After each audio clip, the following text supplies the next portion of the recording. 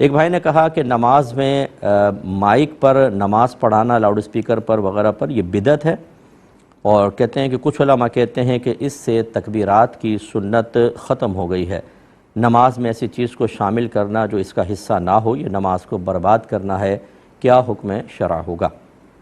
دیکھیں، پہلی بات تو ہے کہ یہ واقعی بدعت ہے کیونکہ نبی کریم صلی اللہ علیہ وسلم کے بعد جو کچھ دین اور دنیا میں نئی چیز ایجاد ہوئی اس کا نام ہے بدعت۔ اب اگر وہ دین کے خلاف ہے، قرآن و حدیث کے خلاف ہے، تو اس کو بدعت سیئہ کہتے ہیں، یعنی بری بدعت۔ اور اگر دین کو تقویت دینے والی ہے، کسی اچھی نیت کے ساتھ، علماء کی تائید کے ساتھ ایجاد کی گئی ہے، تو اس کو بدعت حسنہ کہتے ہیں۔ اور اگر دنیا کی کوئی نئی چیز جیسے نئے نئے کھانے، سواریاں وغیرہ، تو انہیں بدعت مباحہ کہا جاتا ہے۔ جس پر گرفت ہے وہ بدعت سیئہ ہوتی ہے، باقی نہیں ہوتی۔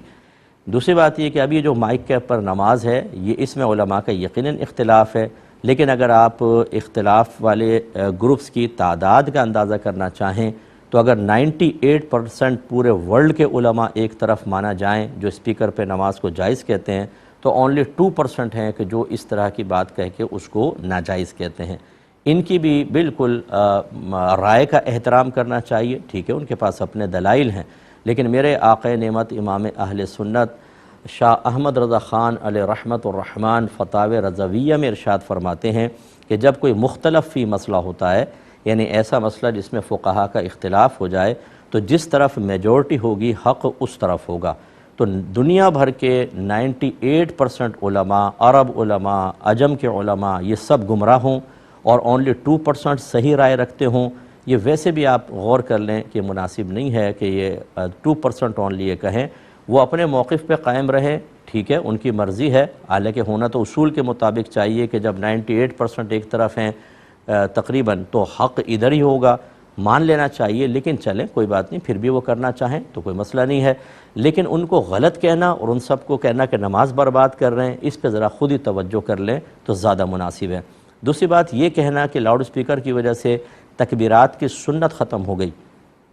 دیکھیں میں نے خود بڑے بڑے اجتماعات اٹینڈ کیے ہیں، انہی تکبیرات کی وجہ سے لاکھوں لوگوں کی نمازیں برباد ہوئیں۔